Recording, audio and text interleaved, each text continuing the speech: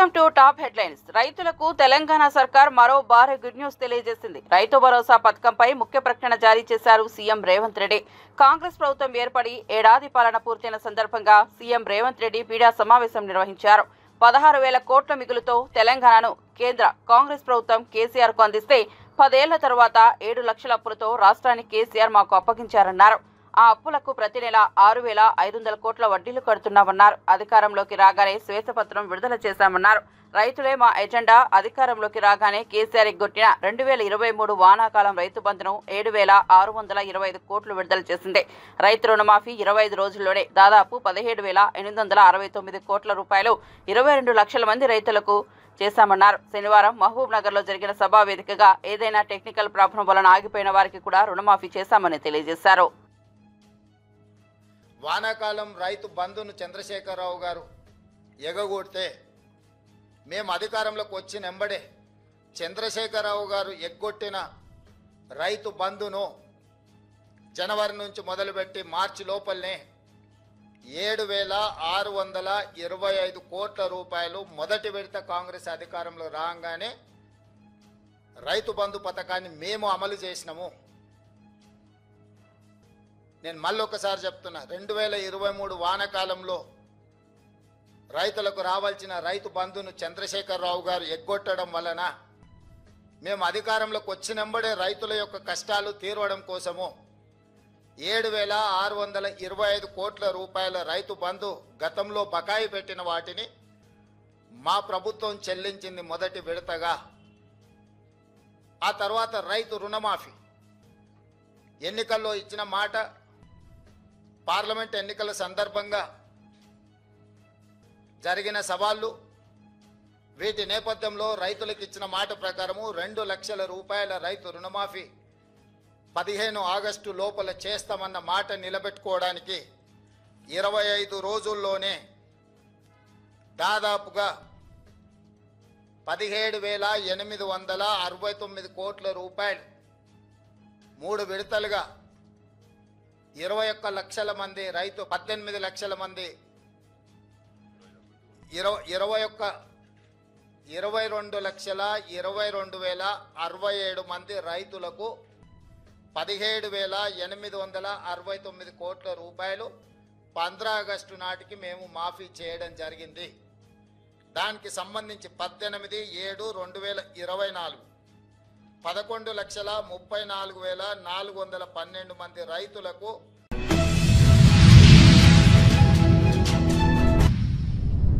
గంజాయి నివారణకు ఏర్పాటు చేసిన టాస్క్ ఫోర్స్ సమర్థవంతంగా పనిచేస్తోందని హోంమంత్రి అనిత తెలిపారు. డ్రోన్ల సహాయంతో గంజాయిని పూర్తిగా నిర్మూలిస్తామని చెప్పారు. గంజాయి వాడుతూ చిక్కిన వ్యక్తుల ఫోటోలను ప్రజాక్షేత్రంలో పెడతామన్నారు. అన్ని డిపార్ట్మెంట్లకి సంబంధించిన ఇష్యూస్ అన్ని కూడా చాలా కూలంకషంగా చర్చించడం జరిగింది. దాంట్లో భాగంగానే ఈరోజు చాలా అంశాల మీద ఈరోజు సభ్యులు కూడా లేవనెత్తడం జరిగింది. రెవెన్యూ డిపార్ట్మెంట్లో ఈ రీసర్వే జరిగినప్పుడు ఏదైనా గ్రీవెన్స్ వస్తే దాన్ని ఎలాగ మనం మళ్ళీ తిరిగి జనాలకు ఇబ్బంది లేకుండా చేసేయాలి, సమస్యను పరిష్కరించాలి అన్న దాని మీద కూడా ప్రత్యేకమైన దృష్టి కూడా పెట్టడం జరిగింది. ఈరోజు దానిలో భాగంగానే ఈరోజు ఒక గ్రీవెన్స్ రెవెన్యూకి సంబంధించి కంప్లీట్గా ఒక రోజు గ్రీవెన్స్ డే ఒక రోజు పెట్టి రెవెన్యూ డిపార్ట్మెంట్లో ఎవరికైతే ప్రాబ్లమ్స్ ఉన్నాయో వాళ్ళందరినీ కూడా ఒక తాటి మీదకి తీసుకుని వచ్చి వాళ్ళ సమస్యకి పరిష్కార దిశగా ముందుకెళ్ళడానికి ఈరోజు జిల్లా యంత్రాంగం అంతా కూడా సమాయత్తమైంది. దీనికి గౌరవ మంత్రి గారు, గౌరవ ఎమ్మెల్యేలు అందరూ కూడా దీనికి ఓకే చెప్పడం, ఇది యాజ్ ఎర్లీ యాజ్ పాసిబుల్ ఆ గ్రీవెన్స్ డే కూడా ఒకరోజు రెవెన్యూ గ్రీవెన్స్ డే కూడా ఏర్పాటు చేయడం జరుగుతుంది. అదేవిధంగా ఏదైతే రెవెన్యూ డిపార్ట్మెంట్లో ఏదైనా అవకతవకలు జరిగినట్టుగా ఉన్నాయో వాటన్నిటి మీద కూడా ఎంక్వైరీ కూడా వేయడం జరిగింది. ఎంక్వైరీ రిపోర్ట్ కూడా యాజ్ ఎర్లీ యాజ్ పాసిబుల్ మనకు వస్తుంది. అదేవిధంగా తాగునీటికి సమస్యకు సంబంధించి ఇప్పుడు రాబోయే సమ్మర్లో ఎక్కడ కూడా ఇబ్బంది లేకుండా చూసుకునే బాధ్యత కూడా ఆర్డబ్ల్యూఎస్ వాళ్ళు తీసుకోవడానికి కూడా ఈరోజు అదేవిధంగా ఇరిగేషన్ ఛానల్కి సంబంధించి అన్ని డిపార్ట్మెంట్ల వాళ్ళతోని కూడా ఈరోజు కూలంకషంగా చర్చించడం జరిగింది. ఎక్కడ కూడా ఎటువంటి ఇబ్బంది లేకుండా చూసుకునే బాధ్యత తీసుకుంటాం. At the same time excise department వాళ్ళకి కూడా క్లియర్ కట్గా ఇన్స్ట్రక్షన్ ఇవ్వడం జరిగింది. ఎక్కడైనా ఈ బెల్ట్ షాపుల విషయంలో బెల్ట్ షాపులు పాటలు పెట్టడం కానీ బెల్ట్ షాపులు పెట్టడం కానీ జరిగితే వాళ్ళ మీద చట్టపరమైన చర్యలు కూడా తీసుకుంటామని చెప్పి తీసుకోవాల్సిందిగా కూడా డిపార్ట్మెంట్ వాళ్ళని కూడా ఆదేశించడం జరిగిందండి. అదేవిధంగా ఈరోజు ఉదయం చూశారు, మనకి పోలీస్ డిపార్ట్మెంట్ వాళ్ళు చాలా ప్రతిష్టాత్మకంగా తీసుకొని ఏదైతే డ్రగ్స్ మీద అవేర్నెస్ ప్రోగ్రామ్ పెట్టారో సంకల్పం అని చెప్పి సంకల్పాన్ని ఒక ప్రోగ్రామ్ని కూడా వాళ్ళందరూ కూడా డిజైన్ చేసి దగ్గర దగ్గర ఇప్పుడు విజయనగరం జిల్లాలో 35,000 మంది స్టూడెంట్స్ని ఇండివిజువల్గా కూడా పోలీస్ డిపార్ట్మెంట్ వాళ్ళు కలవడం జరిగింది.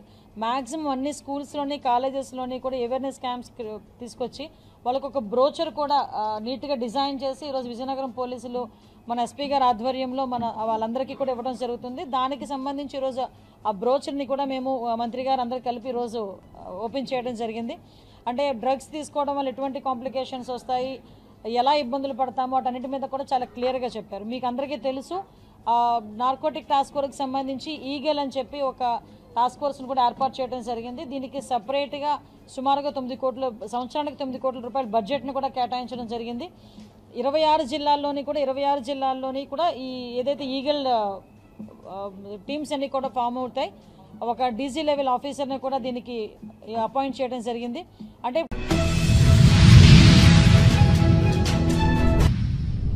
విశాఖను క్రీడా హబ్ గా తీర్చిదిద్దుతామని మంత్రి కొండపల్లి శ్రీనివాస్ వెల్లడించారు. విశాఖలో జరిగిన కబడ్డీ అసోసియేషన్ నూతన కార్యవర్గ సమావేశంలో ఆయన పాల్గొన్నారు.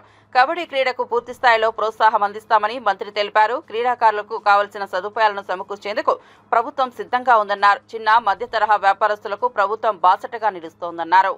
లేకపోతే మన ఐటీ పాలసీ అవచ్చు, అన్నింటిలో కూడా చిన్న ఇండస్ట్రీస్ పెట్టుకోవడానికి, స్ట్రెంథెన్ చేయడానికి, చిన్న చిన్న ఆంటర్ప్రినర్స్ తయారు చేయడానికి రాష్ట్ర ప్రభుత్వం ఆలోచన చేస్తుంది. ఈ రోజు గడిచిన 5 నెలల్లో పాలసీ మనం తయారు చేసుకోవడం జరిగింది. ఇప్పుడు దాని గ్రౌండింగ్కి ఎలా కార్యాచరణ చేయాలి, ఎటువంటి విధానాలు తీసుకోవాలి, ఎలా చేస్తే మనకి ఎక్కువ ఆంటర్ప్రినర్స్ని తయారు చేసే విధానంగా ఈరోజు రాష్ట్ర ప్రభుత్వం కార్యాచరణ చేస్తుంది. ఎందుకంటే గత 20 years బ్యాక్ ప్రతి ఫ్యామిలీ నుంచి ఐటీ అనేది రావాలని కోరుకున్నారు గౌరవ ముఖ్యమంత్రి వారు. ఈరోజు ఆంటర్ప్రినర్ ప్రతి కుటుంబం నుంచి రావాలని 1 family 1 entrepreneur నినాదంతో ఈరోజు కొత్త అడుగు వేస్తూ ఈరోజు రాష్ట్ర ప్రభుత్వాన్ని ముందుకు తీసుకెళ్లే ప్రయత్నం చేస్తున్నాం. అటు వెల్ఫేర్ ఇటు డెవలప్మెంట్ రెండు బ్యాలెన్స్ చేస్తూ ముందుకెళ్లే ప్రయత్నం చేస్తున్నాం. ఖచ్చితంగా గౌరవ ముఖ్యమంత్రి గారి లీడర్షిప్లో మనందరం కూడా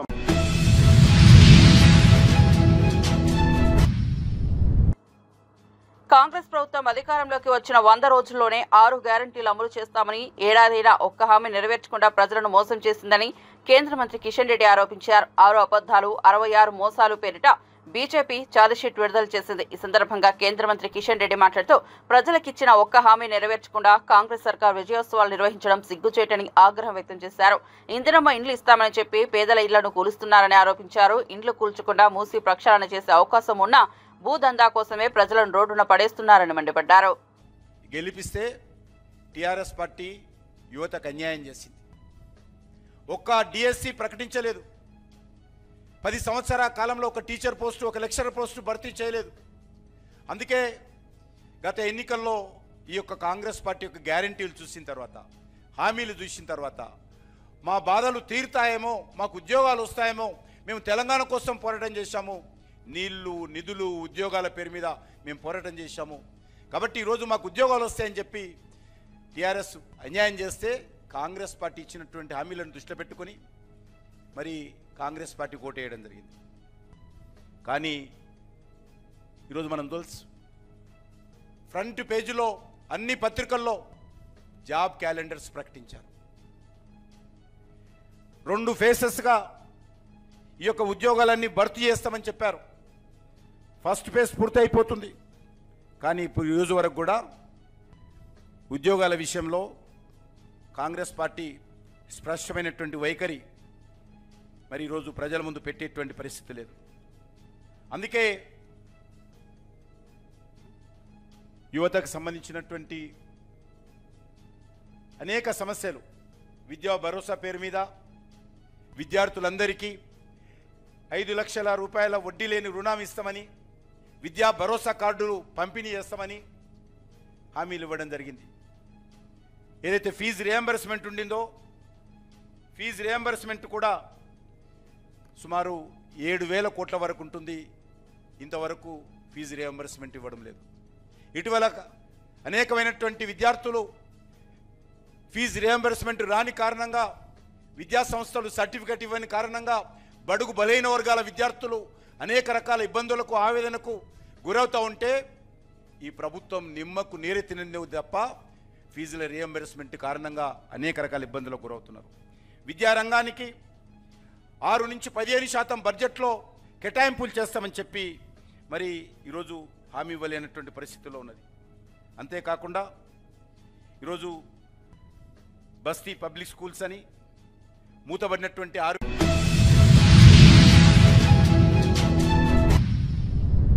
రాజమహేంద్రవరం ముంబై ఎయిర్ బస్ విమాన సర్వీస్ ప్రారంభమైంది. రాజమహేంద్రవరం నుంచి 114 మంది ప్రయాణికులతో రాత్రి 9 గంటలకి విమానం టేకాఫ్ అయింది. ముంబై నుంచి 173 మంది ప్రయాణికులతో వచ్చిన మరో విమానానికి రన్వేపై వాటర్ కెనాన్ సెల్యూట్తో స్వాగతం పలికారు. రాజమహేంద్రవరం విమానాశ్రయానికి ఎయిర్ బస్ రావడం ఇదే తొలిసారి. కార్యక్రమంలో మంత్రి కందుల దుర్గేష్, ఎమ్మెల్యేలు గోరంట్ల బుచ్చయ్య చౌదరి, ఆదిరెడ్డి వాసితో పాటు ఇతర నేతలు పాల్గొని ప్రయాణికులకు స్వాగతం పలికారు. సాంస్కృతిక రాజధాని అయినటువంటి రాజమండ్రి నుంచి భారతదేశ వాణిజ్య రాజధాని అయినటువంటి ముంబైకి ఫ్లైట్ ఏర్పాటు చేయడం అనేది ఈ విమానయాన చరిత్రలో రాజమండ్రి వరకు ఇదొక శుభ ప్రారంభంగా చెప్పాలి. చాలా కాలం నుంచి ఈ ప్రాంతంలో వ్యాపార రీత్యా ముంబై, ఢిల్లీ లాంటి ప్రాంతాలకి వెళ్లేటువంటి వారి సంఖ్య చాలా ఎక్కువగా ఉన్నటువంటి సందర్భాన్ని మనం చూస్తున్నాం. ముఖ్యంగా ఈ ప్రాంతం నుంచి వస్త్ర వ్యాపారులు కానీ, అదేవిధంగా ఇతరత్ర వ్యాపారాలు చేసుకునేటువంటి వారు, నర్సరీలకు సంబంధించిన వాళ్ళు కానీ, అదేవిధంగా పండ్ల వ్యాపారస్తులు కానీ చాలా పెద్ద ఎత్తున ఇక్కడి నుంచి కార్గో కూడా వెళ్లేదానికి అవకాశం ఉంది. అటువంటి సందర్భంలో చాలా కాలంగా ఎదురు చూస్తున్నటువంటి ముంబై లాంటి ప్రాంతానికి, ఢిల్లీ లాంటి ప్రాంతాలకి మనం ఇవాళ ఎయిర్ బస్ ని ప్రయాణం చేసుకోవడానికి ఏర్పాటు చేసుకోవటం. ఇప్పటివరకు ఏటీఆర్లు మాత్రమే ఉన్నాయి, చిన్న ఫ్లైట్స్ మాత్రమే ఉన్నాయి. ఇవాళ ఎయిర్ బస్ ద్వారా ఎక్కువ మంది ప్రయాణికులు వెళ్లేదానికి అవకాశం కల్పించడం, విమానాశ్రయాన్ని అంతర్జాతీయ విమానాశ్రయం స్థాయికి పెంచడానికి అన్ని రకాల ప్రయత్నాలు జరుగుతూ ఉన్నాయి.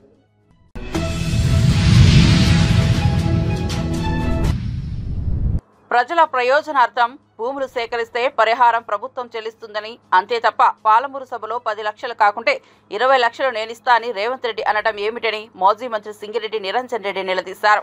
ప్రభుత్వం నుంచి ఇస్తామని చెప్పాలి కానీ ఇలా నేను ఇస్తానడం అంటే ప్రభుత్వం ఏమైనా రేవంత్ రెడ్డి జాగీరా? రాష్ట్రంలో భూసేకరణ చట్టం లేదా అని ధ్వజమెత్తారు. నిర్వాసితులకు నష్టపరిహారం పెంచే ప్రణాళిక ఏదైనా ఉంటే ప్రజలకు చెప్పాలని, పెంపు కోసం కేవలం కొడంగల్కేనా రాష్ట్రమంతా అమలు చేస్తారా అనేది కూడా వెల్లడించాలని డిమాండ్ చేశారు. ప్రభుత్వ చేతగానితనం వల్ల 100 టీఎంసీల నీళ్లు సముద్రం పాలయ్యాయని, ఇప్పుడు శ్రీశైలంలో 130 టీఎంసీలే ఉన్నాయని చెప్పారు. ఎండాకాలంలో రైతులు వరి వేయాలా వద్దా, నీళ్లు ఇస్తారా ఇవ్వరా అని నిలదీశారు. మేము స్టేట్ అమెండ్మెంట్ చేస్తాం, 10 కాదు 20 లక్షలు ఇస్తాం, 20 కాదు 30 ఇస్తాం అనే ధైర్యం ఉంటే, మీకు నిధులు పర్మిట్ చేస్తే సంతోషంగా ప్రకటించండి. ఇది ఒక కొడంగల్కే వర్తిస్తుందా? రాష్ట్ర ఎక్కడైనా భవిష్యత్తులో ఎక్కడ భూసేకరణ జరిగినా వర్తిస్తుందా? ఇంకో మాట, ఇక్కడ మీరేదో ఎంప్లాయ్మెంట్ క్రియేట్ చేయడం కోసం వెనుకబడిన కొడంగల్ లాంటి చోట నేను ఎంప్లాయ్మెంట్ క్రియేట్ చేసే ప్రయత్నం చేస్తే కొందరు అడ్డుపడుతున్నారంటూ మాటలు ఎవ్వరు అడ్డుపడతలేరు.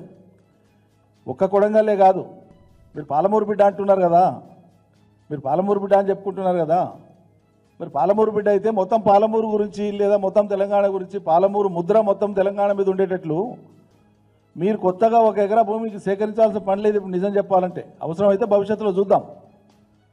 గత ప్రభుత్వమే, కేసీఆర్ ప్రభుత్వమే ప్రతి జిల్లాలో ఇండస్ట్రియల్ క్లస్టర్స్ కోసము ఐఐసి ద్వారా, తెలంగాణ ఇండస్ట్రియల్ ఇన్ఫ్రాస్ట్రక్చర్ కార్పొరేషన్ ద్వారా ఆయా జిల్లాలలో ఉండేటువంటి భూమి లభ్యతను బట్టి, కేవలం ప్రభుత్వ భూమి, ప్రైవేట్ భూమి గురించి నేను చెప్తలేను, ప్రభుత్వానికి సంబంధించినటువంటి భూమి ప్రతి జిల్లాలో 400-500 ఎకరాల నుంచి 1000 ఎకరాల దాకా ఐడెంటిఫై చేసి పెట్టినారు. ల్యాండ్ ఉంది. ఇప్పుడు కొందరు బిఐ పాస్లో అప్లికేషన్ పెట్టుకున్నటువంటి ప్రాస్పెక్టివ్ ఇండస్ట్రీస్కి ఆల్రెడీ ఇచ్చినారు, రూరల్ ఇండస్ట్రీస్ కోసం. అవి జిన్నింగ్ మిల్స్ కావచ్చు, కాటన్ మిల్స్ కావచ్చు, లేకుంటే రైస్ మిల్స్, పారాబాయిల్డ్ మిల్స్ కావచ్చు, ఇంకోటి కావచ్చు, ప్రాసెసింగ్ ప్లాంట్స్ కావచ్చు. కొన్ని ఆల్రెడీ ఆపరేషన్లు అవుతున్నాయి, కొన్ని మిడ్వే ఉన్నాయి. అటువంటి భూములు సిద్ధంగా ఉన్నాయి.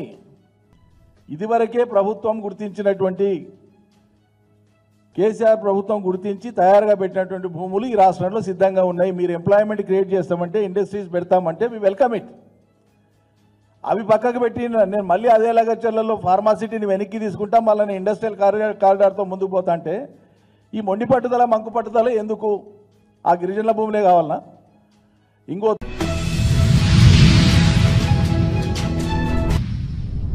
గుంటూరు పార్లమెంటు పరిధిలోని 7 నియోజకవర్గాల్లోనూ పచ్చదనం పెంపొందించేందుకు ప్రయాణికులు రూపొందిస్తామని కేంద్ర సహాయ మంత్రి పెమ్మసాని చంద్రశేఖర్ వెల్లడించారు. బుర్రిపాలెం గ్రామంలో చేపట్టిన పచ్చదనం పరిశుభ్రత కార్యక్రమంలో టీడీపీ సీనియర్ నేత ఆలపాటి రాజాతో కలిసి ఆయన పాల్గొన్నారు. రాష్ట్రాన్ని పచ్చని చెట్లతో ఆహ్లాదకరంగా మార్చేందుకు కార్యాచరణ సిద్ధం చేశామని ఆలపాటి రాజా అన్నారు. మొత్తం కూడా ఒక అందమైన చెట్లు రెండు పక్కల ఉండే విధంగా ప్లాన్ తీసుకున్నాం. దీనికి సిఎస్ఆర్ ఫండ్స్ కింద సిసిఎల్ ప్రోడక్ట్స్ రాజేంద్ర ప్రసాద్ గారు ముందుకొచ్చారు.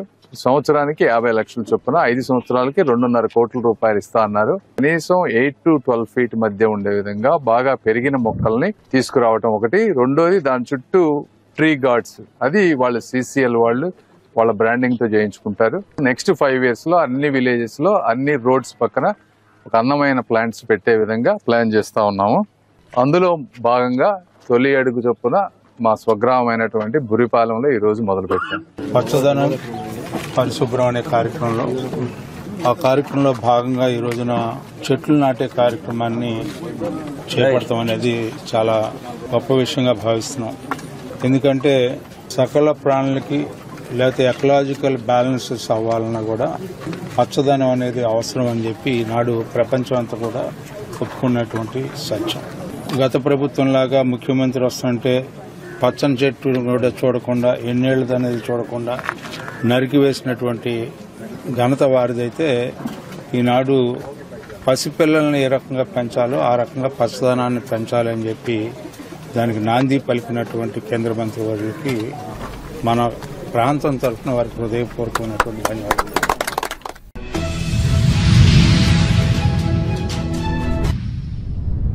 గౌడ కులస్తులకు మంత్రి పొన్నం ప్రభాకర్ కీలక పిలుపునిచ్చారు. హైదరాబాద్ లోని సంజీవయ్య పార్క్ లో గోపా అండ్ ప్రొఫెషనల్ అసోసియేషన్ ఆధ్వర్యంలో నిర్వహించిన కార్తీక మాస వనభోజనాల కార్యక్రమానికి మంత్రి హాజరయ్యారు. ఈ సందర్భంగా మంత్రి పొన్నం ప్రభాకర్ మాట్లాడారు. కార్తీక మాస వనభోజనాల సందర్భంగా గోపా ప్రతినిధులకు శుభాకాంక్షలు తెలిపారు. రాజకీయాలకు అతీతంగా ఐక్యంగా అందరూ కలిసి ఉండాలని పిలుపునిచ్చారు. గోపాను విస్తరించాలి, ప్రతి గౌడ బిడ్డ గోపాల సభ్యుడిగా ఉండాలని సూచించారు. ఇటువంటి వేదికల ద్వారా మనం బల ప్రదర్శన చేసుకోవాలని చెప్పారు. కార్తీక వనభోజనాలు కుటుంబాలతో కలిసి చేసుకోవాలని అన్నారు. ఈ కార్యక్రమంలో మాజీ మంత్రులు శ్రీనివాస్ గౌడ్, రాజేశం గౌడ్, మాజీ మండలి చైర్మన్ స్వామి గౌడ్, మాజీ ఎమ్మెల్యే సత్యనారాయణ పాల్గొన్నారు. గతంలో కూడా ఒక విజ్ఞప్తి చేసిన, రాష్ట్రంలో గోపా పరిధిలోకి వచ్చే ప్రతి గౌడు బిడ్డ సభ్యుడిగా అయినట్టయితే సంఘ బలం పెరుగుతుంది. కాబట్టి అందుకు సంబంధించి వాస్తవంగా హైదరాబాద్ లో ఉన్న గౌడ్ల సంఖ్యకు గోపా ఇచ్చేటువంటి దావతు కంపారిజన్ ఉండదు. ఏనుగంత శక్తి అయితే ప్రదర్శనమో ఆవగించంత జరుగుతూ ఉంది. ఏ రాజకీయ పార్టీ కానీ, ఏ ప్రభుత్వం కానీ, ఏ వ్యవస్థలో అయినా బలం ఎంతో చూపెట్టుకోవడానికి ఆఖరికి బాలలో కూడా ఒక పెద్ద బహిరంగ సభ జరుగుతూ ఉంది. మనకు సంబంధించి కూడా రాజకీయాలకు అతీతంగా నేను ప్రభుత్వంలో ఉన్నా కాబట్టి ప్రభుత్వం కూడా ప్రభాకర్ మీ వాళ్ళకి ఏం చేస్తామని పిలిచి అడిగేటువంటి పరిస్థితి రావడానికి వరకు సంబంధించి అందరం కూడా ఐక్యంగా ఉండాల్సిన అవసరం ఉంది. అది సీనన్న గురించి తెలుసు, స్వామన్న తెలుసు, రాజశేఖర్ గౌడ్ గారికి కూడా తెలుసు, సత్యనారాయణ గౌడ్ గారికి తెలుసు. నేను ఎందుకు చెప్తామని అంటే ఇలా తప్పకుండా మన వాళ్ళని కొంత రైట్ కులమన్న కాడ పంచాయతీ లేకుండా, అంశాలు లేకుండా, సమస్యలు లేకుండా ఉండనే ఉన్నది.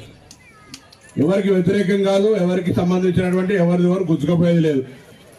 ఎవరికి అదృష్టం ఉంటే వానికి అదృష్టాన్ని వాడు ఆపలేడు, అదృష్టం లేకపోతే తీసుకొచ్చి ఇక్కడోడు లేడు. తెలుగు సుల్తాన్ బాదర్లో కొనుక్కుంటే వచ్చేది కాదు, ధైర్యం పోయి అమీర్పేటలో అడకచ్చుకుంటే దొరికేది కాదు. మనం ఇవాళ ఉన్నంతలా ధైర్యంగా ఉండేటువంటి బొష కులం మనకి, ఎందుకంటే కత్తి పెట్టుకొని కులవృత్తి చేసుకుంటాం కాబట్టి ధైర్యంగా ఎక్కడైనా గట్టిగా మాట్లాడగలుగుతాం.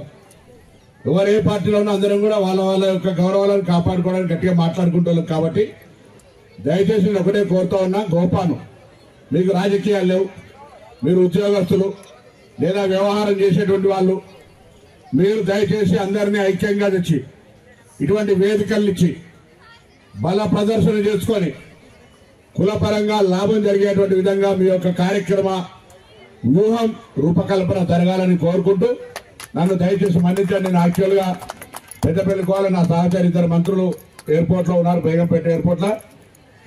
హెలికాప్టర్లో అక్కడికి అర్జెంటుగా పోయేది ఉంది కాబట్టి మనం సాయంత్రం వాపసు రావాలంటే తొందరగా పోవాలని పొద్దున్నేమో హైదరాబాద్ సిటీ ఇన్ఛార్జ్ మినిస్టర్ కాబట్టి మీటింగ్ పెట్టుకుంటే అది మన అన్న మహేష్ అన్నతో.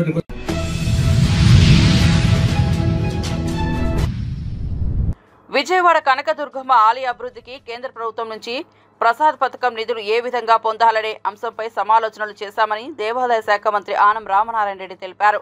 ఈ మేరకు ఆయన ఇంద్రకీలాద్రిపై సమీక్ష నిర్వహించారు. సమావేశంలో విజయవాడ ఎంపీ కేసినేని శివనాథ్, దేవాదాయ శాఖ కమిషనర్ దుర్గగుడి ఈవో ఇతర అధికారులు పాల్గొన్నారు. ప్రసాద్ పథకం నిబంధనలు మారుతున్నాయని, దానికి తగ్గట్టు ప్రణాళికలు, ప్రతిపాదనలపై చర్చించామని ఆనం తెలిపారు.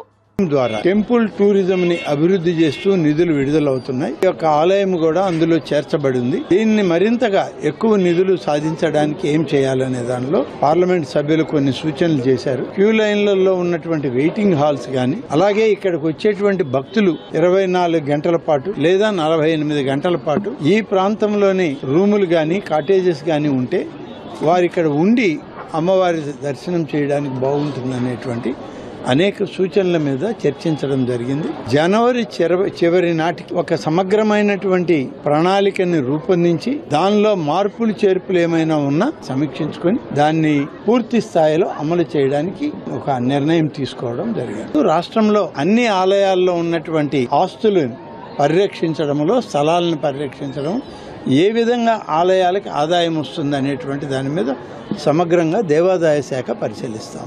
వచ్చే భక్తులకి మెరుగైన సౌకర్యాలు అందించడంలో, అంతేకాకుండా అమ్మవారి పవిత్రతను మెయింటైన్ చేస్తా ఇవాళ ఏ విధమైన స్కీములు కనుక మనం తెచ్చుకుని ఏ విధంగా అమ్మవారి దేవస్థానం రాబోయే 100 సంవత్సరాలకి సరిపడా వసతి సౌకర్యాలు ఇవ్వాలనే దృఢ సంకల్పం సమావేశం జరిగింది. ఇటువంటి సమావేశాలు ప్రతి వారంకి ఒకసారి చేసి టోటల్ డిపిఆర్ ప్లాన్ తయారు చేసుకుని కేంద్ర ప్రభుత్వం ద్వారా వారి సలహా సూచనల మేరకు ఈ గుడి అభివృద్ధిలో మేమందరం పాల్పంచుకుంటామని తెలియజేసుకుంటాం.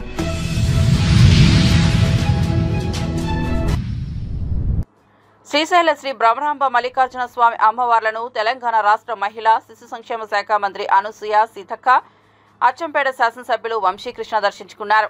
ఆలయ ప్రధాన గోపురం వద్దకు చేరుకున్న మంత్రి సీతక్క, ఎమ్మెల్యే వంశీకృష్ణలకు దేవస్థానం పీఆర్ఓ శ్రీనివాసరావు ఆలయ సంప్రదాయం ప్రకారం ఘనంగా స్వాగతం పలికారు. స్వామి అమ్మవార్లకు ప్రత్యేక పూజలు చేయించారు. అనంతరం ఆలయ ప్రాకార మండపంలో వేద పండితులతో వేద ఆశీర్వచనాలు వల్లించారు. మంత్రి సీతక్క, ఎమ్మెల్యే వంశీకృష్ణలకు తీర్థప్రసాదాలు, పరిమళ విభూది, స్వామి అమ్మవార్ల జ్ఞాపికలను అందజేశారు.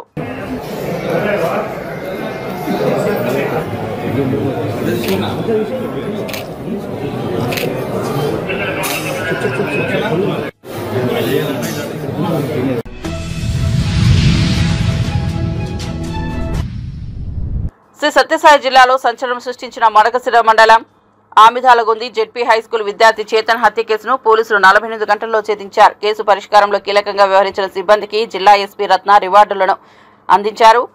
మృతుడు తల్లి పుష్పలత వివాహేతర సంబంధానికి నిరాకరించిందనే కోపంతో అశోక్ అనే యువకుడు హత్యకు పాల్పడినట్లు ఎస్పీ తెలిపారు. నాగలక్ష్మి అనే మహిళ సహకారంతో నిందితుడు బాలుడిని పాఠశాల నుంచి కిడ్నాప్ చేసి కర్ణాటకలోని పావుగడ అటవీ ప్రాంతానికి తీసుకెళ్లి హతమార్చాడన్నారు.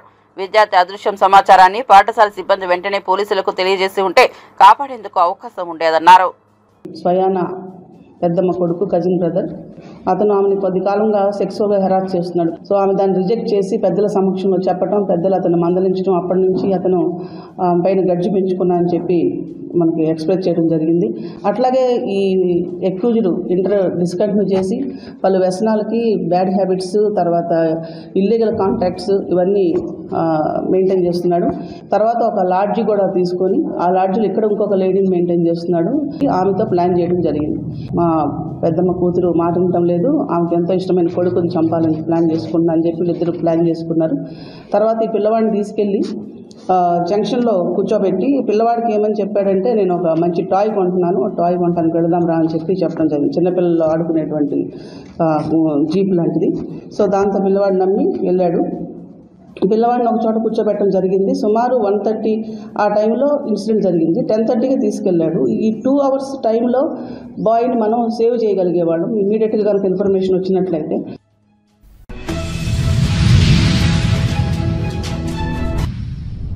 కించపరిచే పోస్టులు పెట్టిన రామ్ గోపాల్ వర్మను జగన్ వెనకేసుకుని రావడం ఏంటని తెలుగుదేశం రాష్ట్ర కార్యదర్శి బుద్ధా వెంకన్న ధ్వజమెత్తారు. గత ప్రభుత్వం సహకారంతో ఇష్టం వచ్చినట్లు మాట్లాడిన ఆర్జీవీ ఇప్పుడు భయపడి పారిపోయారంటూ విమర్శించారు. ఆ రోజే ప్రజలు నిన్ను తిరస్కరించారు. తర్వాత ఎక్స్లో పోస్టులు పెట్టడం ఇవన్నీ చేస్తున్నారు. నువ్వు దమ్ముగా, ధైర్యంగా నీ మీద ఉన్నటువంటి కేసుని ఎదుర్కోవాలి, కానీ పారిపోవడం ఏంటి? ఇప్పుడు మా జిల్లా వాళ్ళు ఉన్నారు ఇక్కడ, కొడాల నాని, వల్లభనేని వంశీ, జోగి రమేష్, అవినాష్ వీళ్ళందరూ తొడలు కొట్టి మీసాలు మెలేసి గడ్డాలు పీక్కొని అధికారం పోగానే పోయారు. అసలు నువ్వు నిజంగా డైరెక్టర్ అయితే ఈరోజు వాళ్ళ మీద తీయాలి సినిమా. అధికారంలో ఉన్నప్పుడు వీళ్ళు ఏం చేశారు, అధికారం పోయినప్పుడు ఏం చేస్తున్నారు అనే సినిమా తీస్తే హిట్ అయింది. అంతేగాని కేసు పెట్టగానే పోలీసులు పారిపోయి నేనేం చేయలేదు అనే మాటలు ఇవన్నీ కూడా జనాలకి రుచించట్లా. అంటే నువ్వు తీసిన సినిమాలేంటి, నువ్వు డీ కంపెనీ పెట్టావు, బాంబేలో పెట్టావు, అవన్నీ కూడా మేము ఓకే, అక్కడ వరకు ఓకే. నువ్వు ఎప్పుడైతే జగన్మోహన్ రెడ్డి పంచన చేరి చంద్రబాబు గారి మీద సినిమాలు తీసావో ఆ దెబ్బతో రామ్ గోపాల్ వర్మ అనే ఒక వ్యక్తి డైరెక్టర్గా అవుట్డేట్ అయిపోయాడు. ఇవాళ సైకో జగన్మోహన్ రెడ్డి అనడానికి కూడా అసలు నేనైతే ఎక్కువ ఆ ఫీలింగ్ జగన్ రెడ్డి అని కూడా జగన్మోహన్ రెడ్డి అంట. జగన్మోహన్ రెడ్డి అంటాడు మొన్న సెన్సార్ సర్టిఫికేట్ ఇచ్చింది ఇది రామ్ గోపాల్ వర్మ చంద్రబాబు గారి మీద లోకేష్ బాబు గారి మీద తీసిన సినిమాకి సెన్సార్ సర్టిఫికేట్ ఇచ్చింది, వీళ్ళు కేసు పెట్టడం ఏంటి అన్నాడు. అసలు బుద్ధి ఉండే మాట్లాడుతున్నాడా జగన్మోహన్ రెడ్డి అని అడుగుతున్నాను. నువ్వు ఒక ముఖ్యమంత్రి చేసావు, నువ్వు ఇలాంటి విషయాల్లో మాట్లాడకూడదు. మాట్లాడుకోపోగా ఆ సినిమాని నువ్వు సపోర్ట్ చేస్తున్నావు అంటే ఆ సినిమాలో పెట్టుబడులన్నీ కూడా నీయే. చంద్రబాబు గారి కుటుంబం మీద అలా తీయడం కరెక్టా? మళ్ళీ అదేంటంటే వివేకం అనే సినిమా, వివేకం అసలు వివేకం సినిమా ఎవరిది చెప్పు? వివేకం సినిమా నిర్మాత కానీ డైరెక్టర్ కానీ చంద్రబాబు నాయుడు గారిని కానీ లోకేష్ బాబు గారిని కానీ కలిసినటువంటి దాఖలాలు ఎక్కడైనా ఉన్నాయా?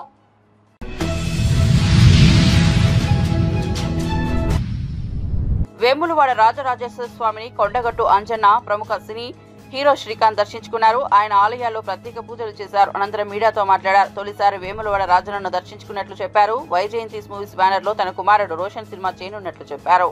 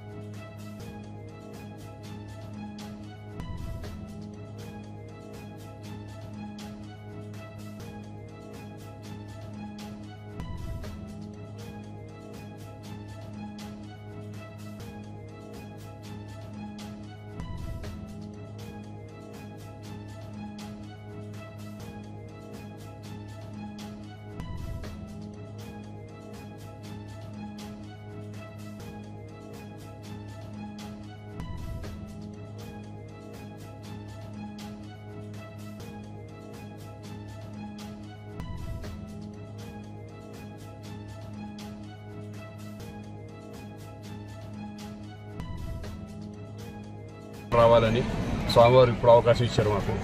కొండగట్టుకి చాలాసార్లు వచ్చాను, బట్ వేములవాడ రావడం ఫస్ట్ టైం. అది ఈ కార్తీక మాసంలో స్వామివారిని దర్శనం చేసుకున్నందుకు చాలా సంతోషంగా ఉంది. కార్తీక మాసం లాస్ట్ రోజు నేను కూడా కార్తీక మాసం ఈ నెల రోజులంతా మేము కూడా ఉపవాసాలు ప్లస్ అన్ని నిష్టగా ఉన్నాము. బట్ ఫైనల్గా ఇక్కడ రావడం చాలా సంతోషం. ఇక్కడ పీపుల్ కానీ ఇక్కడ కానీ మమ్మల్ని రిసీవ్ చేసుకున్నారు. ఇక్కడ టెంపుల్ సిబ్బంది అందరికీ కూడా థ్యాంక్స్ చెప్పుకుంటున్నాను. రోషన్ వచ్చి ఇప్పుడు ఛాంపియన్ అని అశ్విని గారి కల్కి తర్వాత జరుగుతుంది. ఈ రోజు కాబట్టి కంటిన్యూగా ఉంటాయి.